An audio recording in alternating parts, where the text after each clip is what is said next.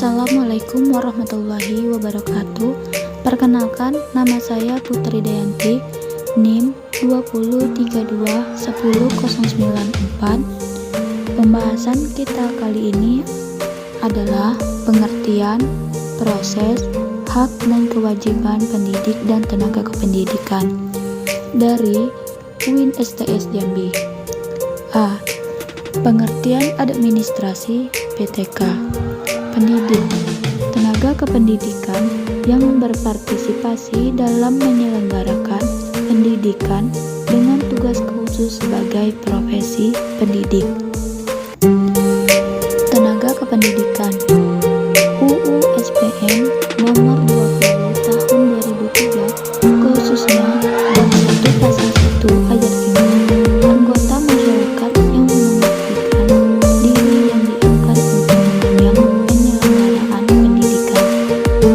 Tenaga kependidikan adalah anggota masyarakat yang mengabdikan diri yang diangkat untuk menunjang penyelenggaraan pendidikan. Sementara pendidik adalah tenaga kependidikan yang berkualifikasi sebagai guru, dosen, konselor, pembelajar, tutor, instruktur, fasilitator, dan sebutan lainnya sesuai dengan kursusnya, serta berkualifikasi dalam menyelenggarakan pendidikan. Pada UU nomor 20 tahun 2003 pasal 39 tentang Sisdiknas dinyatakan bahwa 1. Tenaga kependidikan bertugas untuk melaksanakan administrasi, pengelolaan, pengembangan, pengawasan, dan pelayanan teknis untuk mendukung proses pendidikan dan satuan pendidikan. 2. Pendidik merupakan tenaga profesional yang bertugas merencanakan dan melaksanakan proses pembelajaran, menilai hasil pembelajaran, melakukan pembimbingan dan pelatihan, serta melakukan penelitian kepada masyarakat, terutama bagi pendidik di perguruan tinggi. Administrasi adalah rangkaian kegiatan atau proses yang dilakukan sekolah orang yang berlangsung dalam suatu bentuk kerjasama yang dimaksudkan untuk mencapai tujuan tertentu yang telah ditetapkan. Jadi, administrasi pendidikan dan tenaga kependidikan adalah proses keseluruhan kegiatan pendidik yang meliputi perencanaan, pengorganisasian, pengarahan, pelaporan, pengkoordinasian, pengawasan, dan pembiayaan dengan menggunakan atau memanfaatkan fasilitas yang tersedia, baik hak personil, material, maupun spiritual untuk mencapai tujuan pendidikan secara efektif dan efisien. B. Proses administrasi PTK. 1. Pengadaan, 2. Penempatan, 3. Orientasi. 1. Pengadaan tenaga kependidikan. Pengadaan tenaga kependidikan adalah usaha-usaha yang dilakukan untuk memperoleh tenaga kependidikan yang dibutuhkan untuk mengisi jabatan-jabatan tertentu yang masih kosong. Langkah-langkahnya: 1. Pengumuman adanya formasi baru, 2. Pendaftaran, 3. Seleksi atau penyaringan, 4. Pengumuman. 1. Pengumuman adanya formasi baru. Pengumuman ini dilakukan untuk memberitahukan kepada seluruh masyarakat yang memenuhi kualifikasi melalui media cetak maupun media elektronik. 2. Pendaftaran.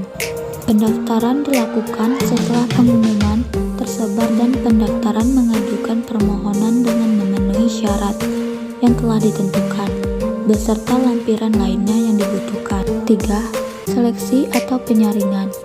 Dalam pengadaan tenaga kependidikan, penyaringan dilaksanakan melalui tahap berikut, yaitu 1. Penyaringan administratif, 2. Ujian atau tes, 3. Pemeriksaan medis atau kesehatan. 4.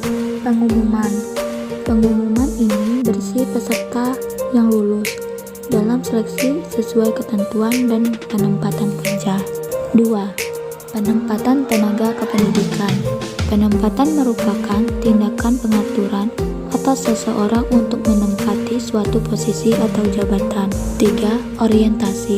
Orientasi merupakan upaya memperkenalkan seorang tenaga kependidikan yang baru terhadap situasi dan kondisi pekerjaan atau jabatannya. Ada juga yang berpendapat orientasi adalah suatu proses pemberian pemahaman kepada peserta tentang segala sesuatu yang berkaitan dengan latihan yang sedang diadakan. C. Kesejahteraan PTK. 1. Gaji, 2. Tunjangan, dan 3. Penghargaan. Gaji. Gaji adalah hak yang diterima oleh guru atau dosen atas pekerjaannya dari penyelenggaraan pendidikan atau satuan pendidikan dalam bentuk finansial secara berkala sesuai dengan peraturan perundang-undangan UU Nomor 14 Tahun 2005 tentang guru dan dosen. Dinyatakan bahwa yang dimaksud dengan gaji adalah hak yang diterima oleh guru atau dosen atas pekerjaannya dari penyelenggaraan pendidikan atau satuan pendidikan dalam bentuk finansial secara berkala sesuai dengan peraturan perundang-undangan. Ini berarti bahwa seorang guru, dalam hal ini guru PNS, akan diberi gaji berupa uang dibayarkan secara berkala. Berkala yang dimaksud sini adalah setiap bulan. Biasanya gaji yang diterima tersebut sesuai pangkat atau golongan masa kerja. Di dalam peraturan pemerintah Republik Indonesia Nomor 25 Tahun 2011 tentang perubahan ke-12 peraturan pemerintah Republik Indonesia Nomor 7 Tahun 1977 tentang peraturan gaji pegawai negeri sipil. Pada bab 2 pasal 4 dinyatakan bahwa PNS atau termasuk guru PNS diberi gaji pokok berdasarkan golongan dan ruang yang ditetapkan untuk pangkat tersebut. Sedangkan pasal 5 dikatakan pula bahwa seorang yang diangkat menjadi calon pegawai negeri sipil diberi gaji pokok 80% dan gaji pokok seperti yang dinyatakan pada pasal 4. Selain diberi gaji pokok, seorang PNS atau termasuk guru akan mendapatkan kenaikan gaji berkala apabila telah memenuhi persyaratan seperti telah mencapai masa kerja, golongan, dan penilaian pelaksanaan pekerjaan sekurang-kurangnya cukup. Tunjangan. Tunjangan profesi diberikan kepada guru yang telah memiliki sertifikat pendidik yang diangkat oleh penyelenggaraan pendidikan atau satuan pendidikan yang diselenggarakan oleh masyarakat. Penghargaan. Pemerintah memberikan sebuah penghargaan di institusi pendidikan terhadap guru, dosen, kepala sekolah, dan seluruh tenaga pendidik yang berprestasi. D. Cuti PTK. Cuti adalah keadaan tidak masuk kerja yang diizinkan dalam jangka waktu tertentu. Jenis-jenis cuti yaitu 1. Cuti tahunan, 2. Cuti besar, 3. Cuti sakit, 4. Cuti bersalin, 5. Cuti karena alasan penting, 6. Cuti bagi PNS yang sedang tugas belajar. 1. Cuti tahunan. Hak cuti tahunan yaitu A. Merupakan hak PNS termasuk CPNS yang telah bekerja secara terus-menerus selama 1 tahun. B. CPNS hanya berhak atas cuti tahunan, kecuali ditentukan lain oleh pejabat yang berwenang, memberikan cuti berdasarkan pertimbangan kemanusiaan. C. Selama menjalankan cuti tahunan, PNS atau CPNS yang bersangkutan memperoleh TKPKN. Penggunaan cuti tahunan yaitu 1. Penggunaan cuti tahunan dapat digabungkan dengan cuti bersama dengan jumlah paling sedikit menjadi 3 hari kerja. 2. Cuti bersama yang tidak digunakan karena kepentingan dinas dan berdasarkan tugas tetap menjadi hak cuti tahunan PNS. 3. Cuti besar. 2. Cuti besar. Hak cuti besar yaitu A. Merupakan hak PNS yang telah bekerja paling kurang 6 tahun secara terus-menerus. B. PNS yang akan atau telah menjalani cuti besar tidak berhak lagi atas cuti tahunan dalam tahun yang bersangkutan. C.